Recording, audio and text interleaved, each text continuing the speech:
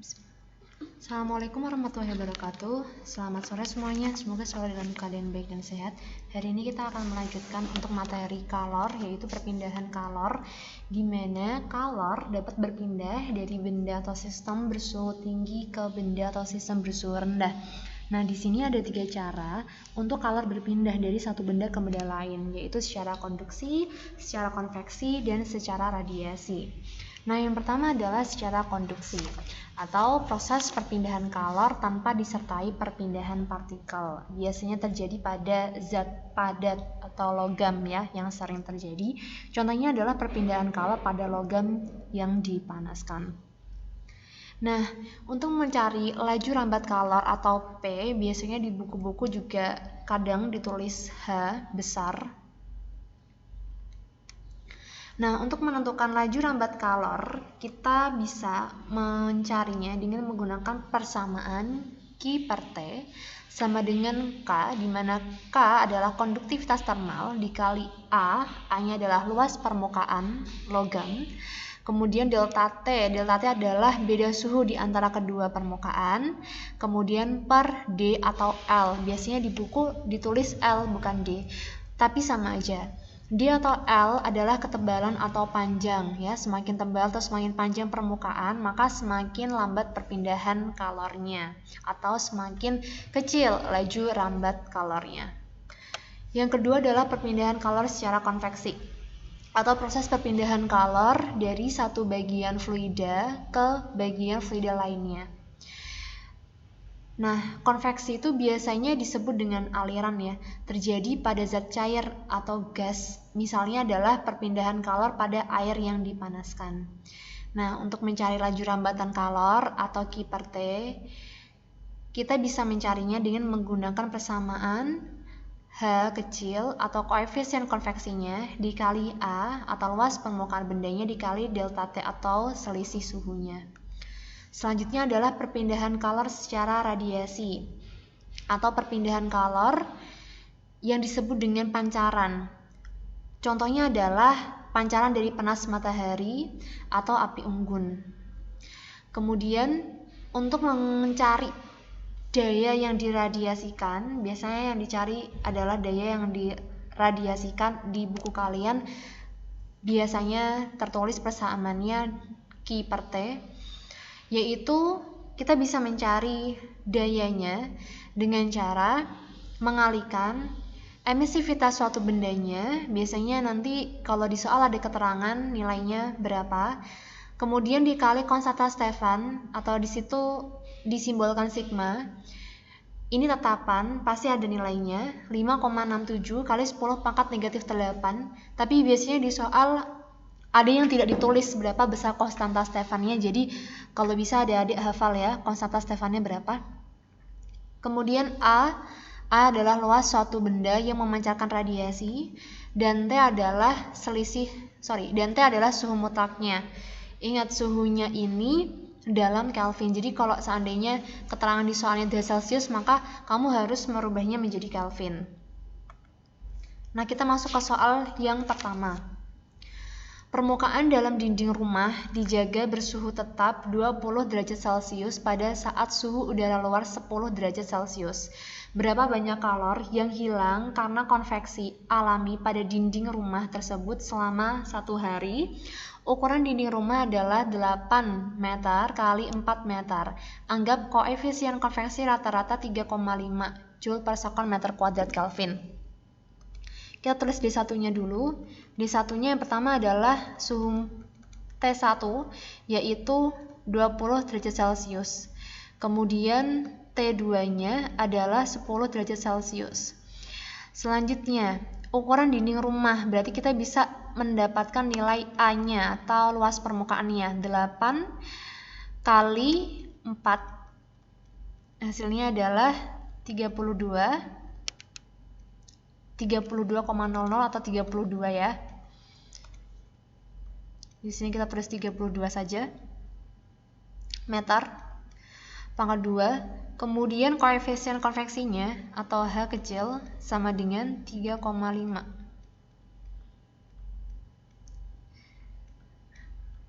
Ditanya Berapa banyak kalor yang hilang? Berarti yang ditanya adalah Q. Karena konveksi alami pada dinding rumah tersebut selama 1 hari. T-nya 1 hari. Oke. Nah, kita masuk ke persamaannya dulu. H atau P ya, sama dengan Q per T, sama dengan konveksi, persamaan konveksi H dikali A dikali delta T.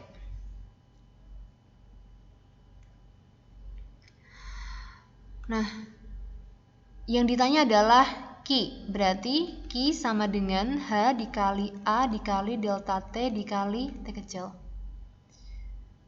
Kita masukkan nilainya, H 3,5 dikali A 32 dikali delta T-nya, suhu tinggi dikurangi suhu rendah 10 derajat Celcius atau 10 Kelvin, dikali T-nya. Nah, di sini T-nya adalah selama 1 hari, sedangkan di bagian koefisien konveksi rata-ratanya satuannya menggunakan sekon, maka kita harus merubah dari 1 hari itu berapa sekon. Nah, 1 hari kan 24 jam ya, berarti 24 dikali 3.600. Hasilnya adalah 86.400 sekon. Ini adalah T-nya. Dikali 86, kita masukkan nilainya 400. Nah, 3,5 dikali 32 dikali 10 dikali 86.400, hasilnya adalah, nanti silakan adik-adik bisa menghitung juga ya, 96,77 kali 10 pangkat 6. Satuannya adalah Joule.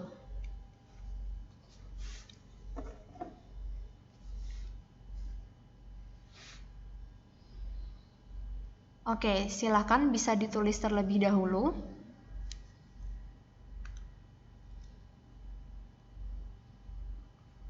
Lanjut di soal yang kedua, silakan bisa di-pause dulu videonya, dikerjakan terlebih dahulu. Setelah dikerjakan, nanti adik-adik bisa mereview atau mencocokkan kira-kira apakah hasil pembahasan kamu sudah sesuai dengan pembahasan yang saya berikan.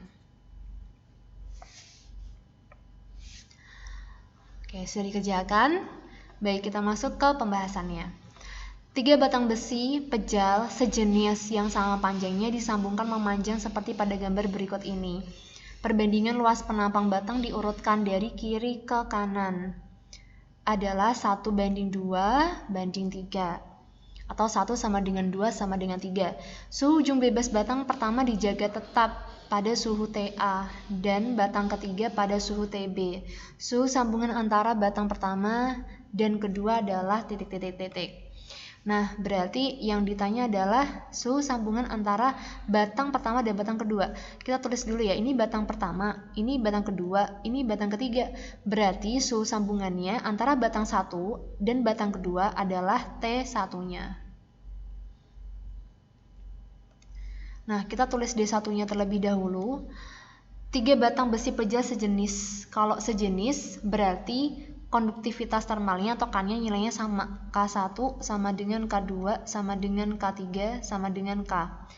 Kemudian luas penampang batang diurutkan dari kiri ke kanan. Berarti A1 sama dengan A2 sama dengan A3 itu perbandingannya adalah, misal kita buat simbolnya sama, misal A ya, berarti 1A sama dengan 2A sama dengan 3A. Suhu ujung bebas batang pertama dijaga tetap pada suhu TA dan batang ketiga pada suhu TB. D2-nya suhu sambungan antara batang pertama dan kedua. Ditanya T1. Oke, kita masuk ke D3. Karena di sini 3 batang besi pejal sejenis yang sama panjang disambungkan memanjang ya. Di sini ada 3 batang. Nah, ketika batangnya ini disambungkan, maka besar laju perpindahan kalornya secara konduksi ini besarnya sama. Berarti kalau bisa saya tulis H1 sama dengan H2 sama dengan H3. Atau tadi kalau di materi yang saya tampilkan ini kan bisa H bisa P ya. Jadi di buku-buku itu ada yang menuliskan P laju nambahan kalornya atau H, sebenarnya sama aja. Nah, sekarang kita breakdown lagi H1, H2, H3. Kita masukkan ke persamaannya. Konduktivitas termal berarti kan KK1 ya, dikali A1 dikali delta T1 per L1 sama dengan K2 dikali A2 dikali delta T2 per L2. Bisa L2, bisa D2.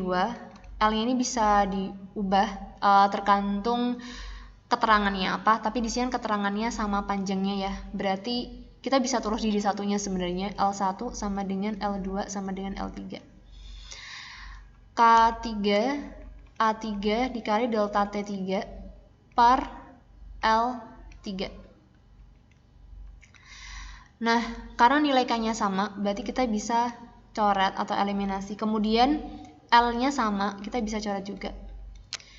Nah, A1 sama dengan A2 sama dengan A3. Nah, kita masukkan nilai A-nya dulu. A1, kita tulis A saja.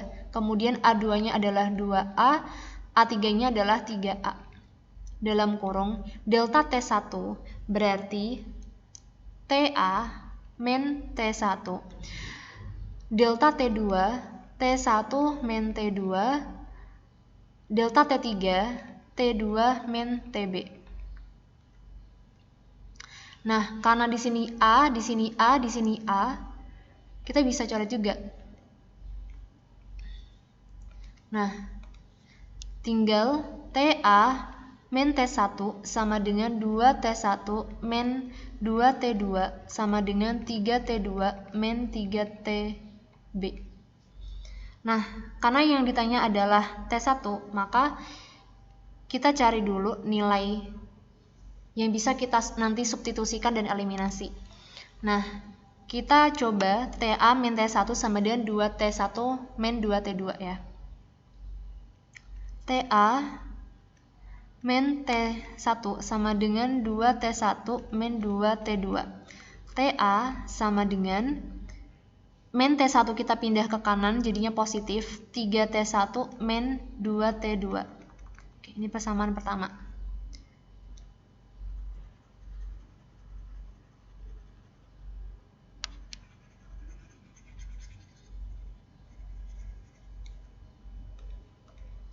Selanjutnya,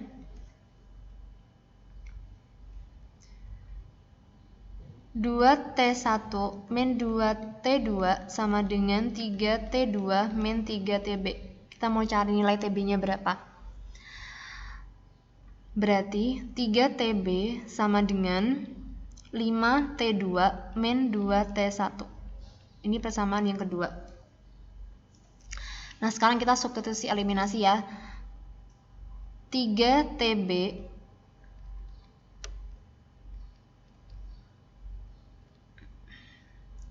sama dengan 5T2 min 2T1. TA sama dengan, kita urutkan, min 2T2 plus 3T1. Karena kita mau cari nilai T1-nya, berarti kita akan menghilangkan nilai T2-nya. Nah, kita kali 5, di sini kita kali 2 di bagian ini, dan kita kali 5 di bagian persamaan yang pertama. Nah, berarti nilainya, ini saya hapus ya,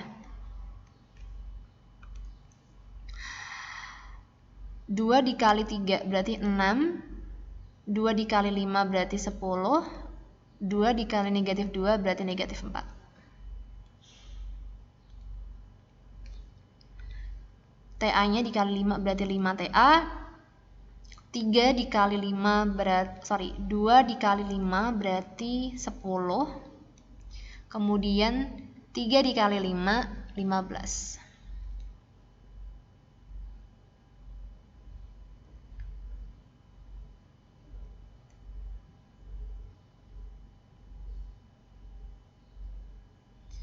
Oke.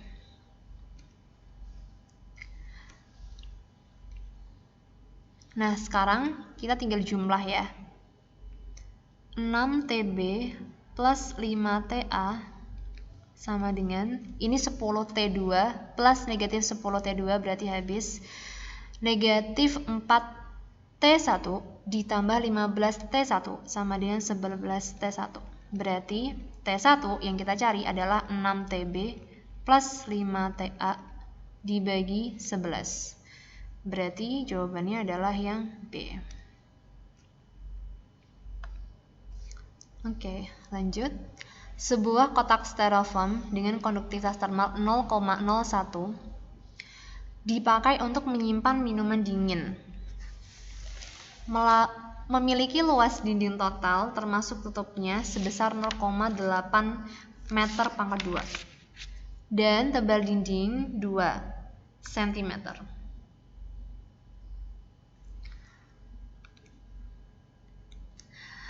Kotak diisi dengan es, air, dan kaleng minuman bersoda pada suhu 0 derajat Celcius.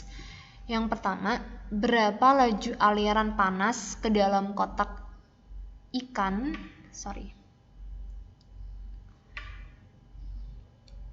Maaf ya, ini tipe bukan ikan tapi jika. Berapa laju aliran panas ke dalam kotak jika suhu luar dindingnya adalah 30 derajat Celcius? Berapa banyak es yang melebur atau mencair dalam sehari apabila kalori es sama dengan 3,34 kali 10 pangkat 5 Joule per kilogram. Nah, silakan bisa dikerjakan terlebih dahulu, nanti setelah dikerjakan dicocokkan dengan pembahasan yang saya berikan. Oke, sudah dikerjakan. Kalau sudah dikerjakan, kita akan masuk ke pembahasannya. D1. Konduktivitas termalnya 0,01. Kemudian luas dinding total berarti A-nya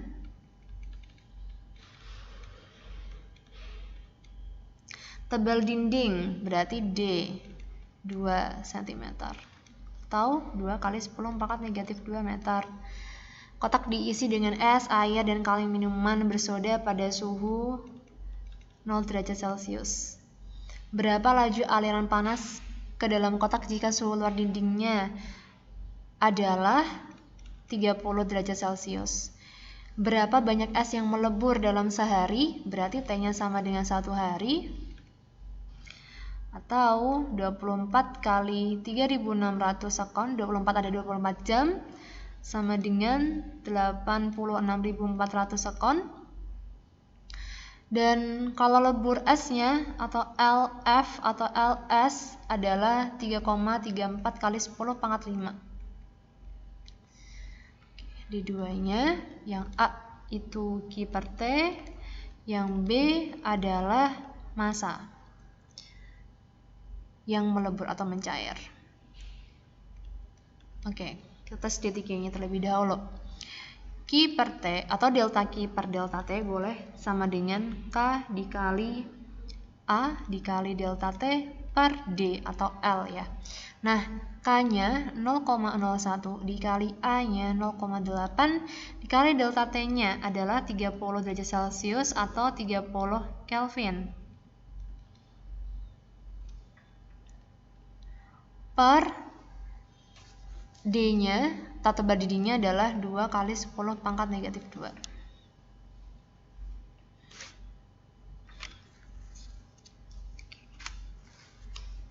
Baik, saya pindah ke sini ya. Berarti ini kita bisa coret ya bagian ini dengan ini. Karena ini 10 pangkat negatif 2, kemudian ini dengan ini jadinya 0,4 dikali 30 berarti Q per T sama dengan 12 Joule per sekon. Nah, ini mencari yang A, sekarang mencari yang B. Oke, gimana caranya mencari yang B? Kita tahu bahwa kalor dalam kondisi S-nya melebur berarti kan massa S dikali kalor leburnya.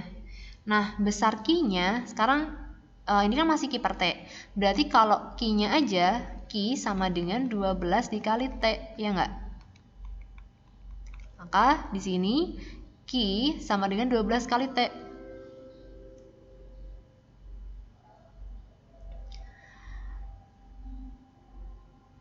Oke, nah kita cari dulu nilai Q-nya ya.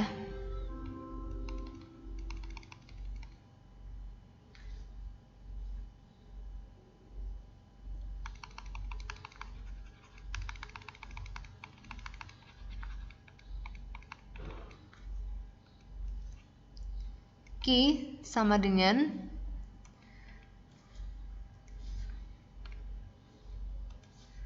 12 dikali T-nya adalah 86.400. Berarti 12 dikali 86.400 hasilnya adalah 1,04 kali 10 pangkat 6 Joule. Nah, sekarang kita cari masanya. Q sama dengan M dikali kalor leburnya. Berarti karena kita mau cari M-nya, M sama dengan Q per kalor leburnya. Q-nya 1,04 kali 10 pangkat 6 per kalor leburnya 3,34 kali 10 pangkat 5. Hasilnya adalah 3,1 kilogram.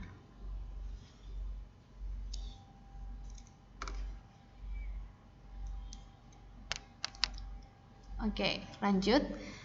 Nah, ini contoh dari soal materi radiasi. Sebuah pelat bujur sangkar tipis dengan sisi 10 cm dipanaskan pada tungku pandai besi hingga bersuhu 800 derajat Celcius. Jika emisivitasnya adalah 0,6, berapa laju radiasi energi totalnya? Nah, silakan bisa dikerjakan, kemudian silakan nanti bisa dikumpulkan jawabannya di link Google Form yang sudah saya sertakan melalui informasi yang dikirim oleh ketua kelas kamu sebagai bukti presensi adik-adik dalam mengikuti mentoring pada sore hari ini. Jika ada pertanyaan, silakan bisa chat ke WhatsApp-nya Miss Zina. Untuk materi mandirinya, insya Allah sampai kalor, mulai dari fluida. Terima kasih atas perhatiannya. Assalamualaikum warahmatullahi wabarakatuh.